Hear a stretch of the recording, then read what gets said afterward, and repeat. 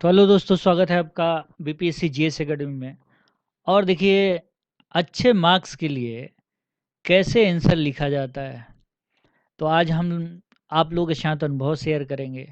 और देखिए, आंसर लिखने में किस किस गलतियों से बचना चाहिए, और साथ ही आपको कैसे आंसर लिखना है कि आपका आंसर दूसरों से अच्छा हो। ठीक है। तो जैसा कि आप जानते हैं कि हर कोई आंसर में इंट्रो लिखता है।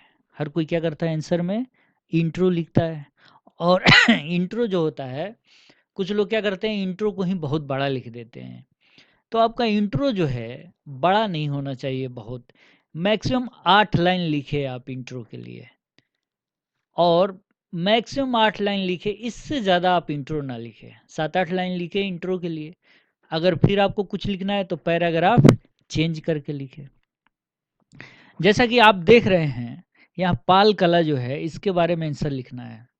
तो सबसे पहले क्वेश्चन को आपको कई बार पढ़ना चाहिए। वैसे लोग जो स्टार्ट कर रहे हैं लिखना, शुरुआत कर रहे हैं, उनके लिए तो ये ज़रूरी है। इससे क्या होता है, 2 बार 3 बार अगर क्वेश्चन पढ़ लेते हैं तो क्वेश्चन की सटीकता पता चल जाती है कि क्वेश्चन पूछा किस लिए गया है। ठीक है। तो इस प्रश्न को आप देखिए ध्यान से। पाल कला की विशेषता देखिए और महत्व के बारे में पूछा गया है। ये सेक्शन 1 हो गया और ये सेक्शन 2 हो गया। तो इस पूरे प्रश्न को आपको 2 सेक्शन में लिखना है दोस्तों। और इन 2 सेक्शन को लिखने के लिए आपको बड़ी अरेंज तरीके से मैनेज करना होगा। अब देखिए कैसे मैनेज करते हैं। तो जैसे आप जानते हैं, हर कोई आंसर लिखता है तो 3 ही चीज़ होता है आंसर राइटिंग में। 3 मुख्य चीज़ होता है। पहला है इंट्रो, और इंट्रो में आपको ज़्यादा से ज़्यादा 8 लाइन, और बहुत ज़्यादा लिखना चाहते हैं 10 लाइन, इससे तो ज़्यादा एकदम ना लिखिए। फिर क्या होता है, इसका कोई मतलब नहीं है। इंट्रो होता है आपका इंट्रोडक्शन। ठीक है। ये आपका मेन आंसर नहीं होता है, इसीलिए इस पे ज़्यादा टाइम आप मत लगाइए। 8 लाइन तक, 7-8 लाइन तक इंट्रो पर्याप्त माना जाता है। उससे ज़्यादा आपको इंट्रो लिखना नहीं है। अब यहाँ देखिए, ये कॉपी है आपके सामने, एक मॉडल आंसर है। इसमें इन्होंने 7-8 लाइन लिखा है, और इतना भी होना ही चाहिए। ठीक है। और इंट्रो बड़ा लिख रहे हैं, तो अगर पैरा चेंज करके लिख रहे हैं तो ये इंट्रो आपका ज़्यादा सटीक माना जाएगा। एक फ्लो में इंट्रो लिखेंगे आप तो एग्जामिनर को चीज़ें इरिटेट करने लगती है। ठीक है। और इंट्रो जब भी लिखें तो अपने जो पाल कला है उसके बारे में जो मुख्य बातें हैं, एक निचोड़ है, उसको लिखें। ठीक है। तो यहाँ पे देखिए, इंट्रो में इन्होंने कला मानव की रचनात्मक गुणों की अभिव्यक्ति होती है, ये बहुत सही लिखा है इन्होंने। इसी तरह की आप अच्छे शब्द और अच्छे वाक्यों का यूज करें। ठीक है। यहाँ देखिए, साथ, यहाँ इन्होंने क्या किया है, साथ ही, यहाँ देखिए सिली मिस्टेक आप ना करिए। यहाँ इन्होंने क्या छोड़ दिया है, ही लिखना छोड़ दिया है। साथ ही संस्कृति की पहचान होती है। ठीक है। ये देखिए, छोटी छोटी मिस्टेक आप बिल्कुल ना करें। ठीक है। इसको क्या करते हैं, आप बार बार आंसर राइटिंग करते हैं तो ये छोटे छोटे मिस्टेक आपके होने बंद होते हैं। इसीलिए मैं कहता हूँ कि जो जितना ज़्यादा आंसर राइटिंग करेगा, उसके मिस्टेक्स कम करने के चांसेस बढ़ जाते हैं। ठीक है। नीचे इन्होंने पैरा चेंज करके फिर से पाल कला के बारे में ही बताया है, और उसके निचले पैदान पे गए हैं ये। तो देखिए, इस तरह से क्या कि इन्होंने बड़े अच्छे से इंट्रो लिखा है। ठीक है। और देखिए, जो अंडरलाइन करना एक कला है। अंडरलाइन करना भी क्या है, एक कला है। बहुत लोग आंसर लिख देते हैं, अंडरलाइन नहीं करते हैं। तो जो अंडरलाइन करते हैं वो एग्जामिनर को वो चीज़ दिखाना चाहते हैं। इससे क्या होता है, एग्जामिनर खुश होता है, ये देखता है कि नहीं, ये आंसर लिखने में क्या है, अच्छा है, पूरी गंभीरता से आंसर लिख रहा है। ठीक है। आगे चलते हैं मेन आंसर की तरफ।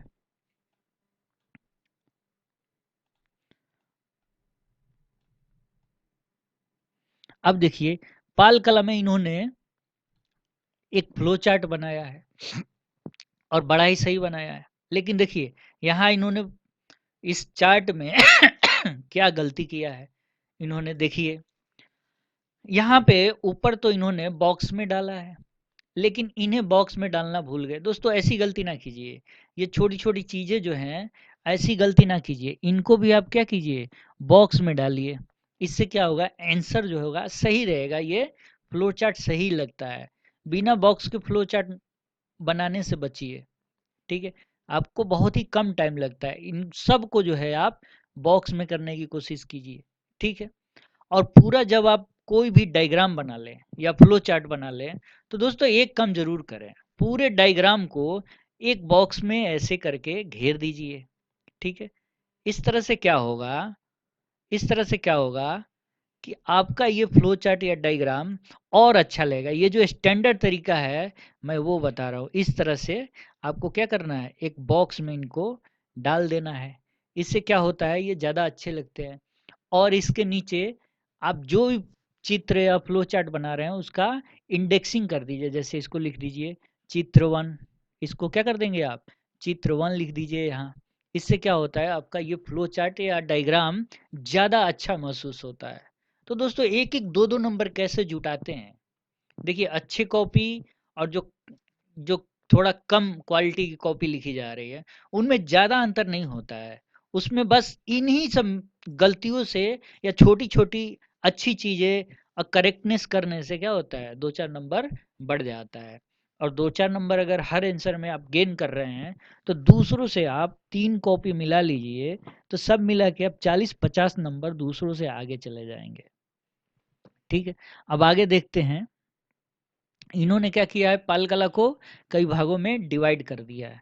अब डिवाइड करने से एक फ़ायदा होगा इनका आंसर राइटिंग क्या होगा, अरेंज्ड हो जाएगा। और एग्जामिनर क्या हो जाएगा, सीधे-सीधे इसको देख के वो समझ जाएगा कि नहीं, इन्होंने एक अरेंज वे में आंसर लिखा है। ठीक है,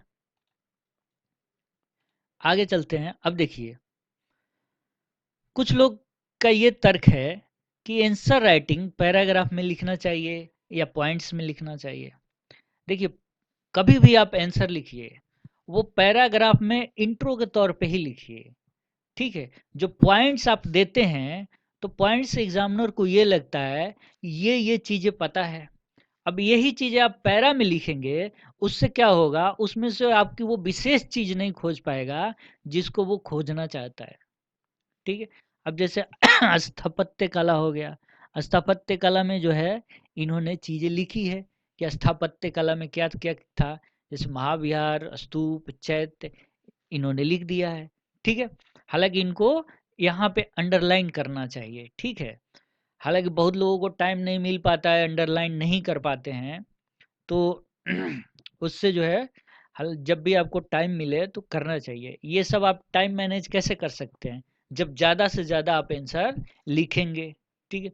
अगला देखिए, इन्होंने इसको भी लिखा है, ठीक है?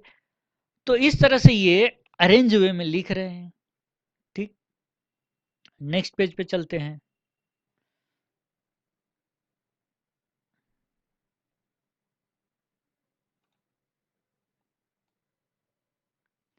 अब देखिए, महाविहार के बारे में ये लिख रहे हैं, ठीक है? कई पॉइंट्स इन्होंने क्या किया है, एक साथ ऐड किया है।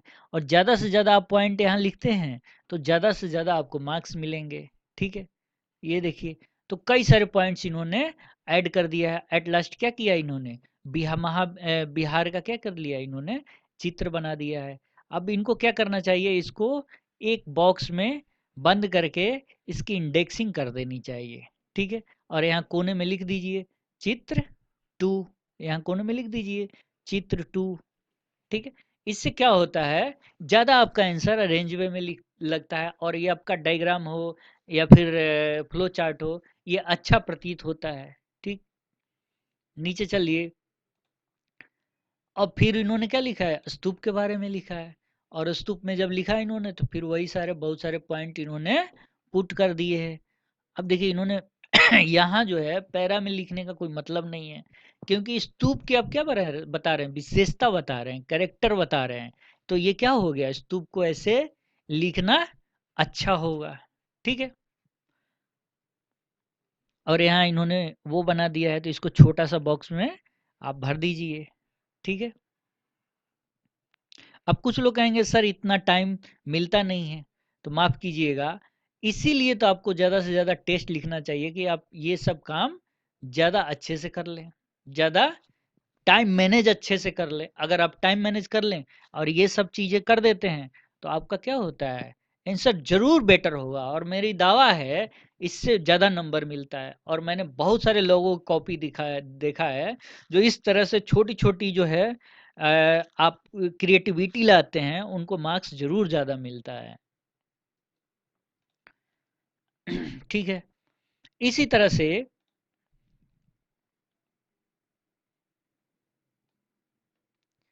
अब देखिए मूर्तिकला, इन्होंने फिर से इसी चीज़ को अपने पॉइंट वे में लिखा है। अब कहिएगा देखिए ज़्यादा पॉइंट वे में लिखना क्या सही है? देखिए इन सब चीज़ों में जब भी किसी चीज़ का आप कैरेक्टर वगैरह लिखे तो पॉइंट में ही उसका आंसर लिखें। क्या करिए? पॉइंट में ही आंसर लिखिए। ठीक है? और मुझे लगता है कि आप ज़्यादा वो ना बनाएं फ्लो चार्ट, और वो 2-3 ज़्यादा से ज़्यादा 3 बना सकते हैं।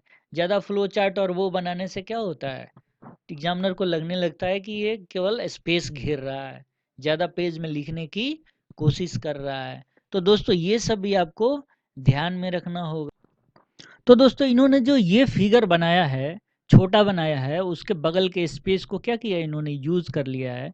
तो ये मुझे लग रहा है सही है, क्योंकि आप ज़्यादा अगर फिगर बनाने लगते हैं या फ्लो चार्ट बनाने लगते हैं, इस इससे क्या होगा, इससे एग्जामिनर को इससे क्या होगा, आपके ज़्यादा स्पेस किस में चले जाएंगे, फिगर और फ्लो चार्ट में। इसीलिए 2-3 फ्लो चार्ट या फिगर इनफ है, ज़्यादा नहीं हमें बनाने की कोशिश करनी चाहिए। ठीक। और देखिए इनकी भाषा जो है वो भी सटीक है, भाषा में आप पढ़ सकते हैं जो पूछा जा रहा है बिल्कुल वही ये बताने की कोशिश कर रहे हैं। ठीक है,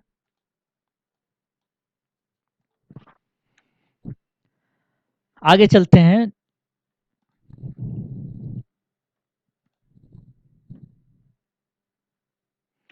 हाँ, इन्होंने देखिए बाकी चित्रकला वगैरह हर सेक्शन को हिट किया है।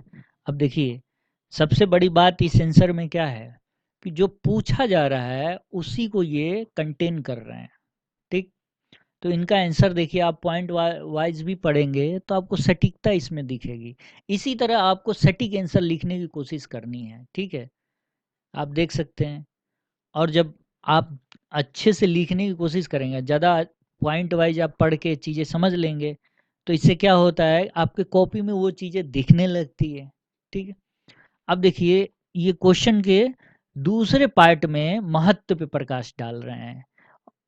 पार्ट वन क्या बोला है, इसके कैरेक्टर है, और पार्ट टू क्या है, इस आंसर का महत्व। तो महत्व पे भी क्या किया है इन्होंने, चर्चा किया है। आगे हम लोग देखेंगे कि इन्होंने कितना चर्चा किया है। तो महत्व को क्या किया है इन्होंने, ज़्यादा महत्व नहीं दिया है। जबकि आधा सेक्शन जो है वो उसके विशेषता और आधा सेक्शन जो है वो महत्व है। दोस्तों कभी भी आप कॉपी आरटीआई से मंगा लीजिए तो वो क्या करते हैं, नंबर दोनों सेक्शंस के जोड़ के तब आपको उस आंसर का फाइनली नंबर देते हैं। और सारे आंसर को जोड़ के पूरे आपके कॉपी में कितने नंबर बने आपको ऊपर जोड़ के उसका नंबर दिया जाता है। तो इन्होंने महत्व के बारे में भी लगभग 2 पेज लिखा है, और मुझे लगता है ये सही भी है, 2 पेज से कम होना भी नहीं चाहिए। ठीक है।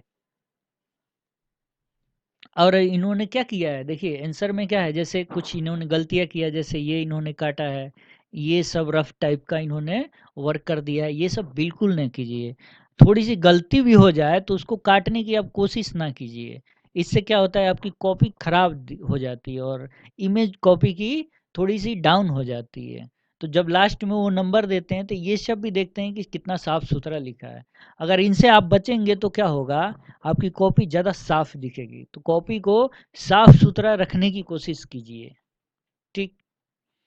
और लास्ट में इन्होंने इसके कंक्लूजन के बारे में लिखा है, यहाँ देखिए निष्कर्ष लिखा है। और निष्कर्ष जो है मुझे लगता है 5-6 लाइन होना चाहिए, कम से कम 6 लाइन, और ज़्यादा से ज़्यादा 8 लाइन आप लिख सकते हैं। इसीलिए निष्कर्ष भी एकदम छोटा नहीं होना चाहिए, 2-3 लाइन का नहीं होना चाहिए। 5 से 8 लाइन आप क्या लिखिए, निष्कर्ष लिखिए। ठीक है। कंक्लूजन आप 5 से 8 लाइन लिखिए। ठीक है। तो इस तरह से कॉपी को आप सजा सकते हैं। बाकी कंटेंट क्या लिखना है, ये भी मायने रखता है, ठीक है?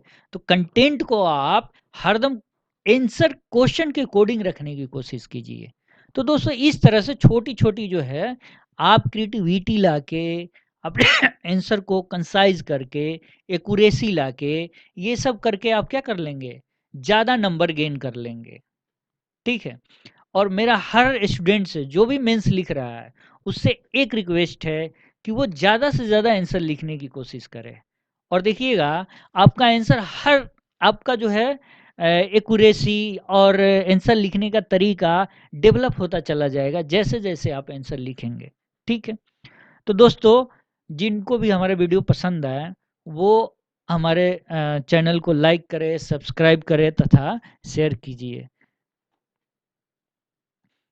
अगर आप हमारे टेस्ट सीरीज़ में एडमिशन लेना चाहते हैं, तो आप एडमिशन ले सकते हैं, ठीक है? वो हमारे बहुत सारे चैनल्स पे और टेलीग्राम पे उसको शेयर किया गया है, पूरी स्कीम डाली गई है टेस्ट सीरीज़ की। तो दोस्तों इस वीडियो में इतना ही, धन्यवाद।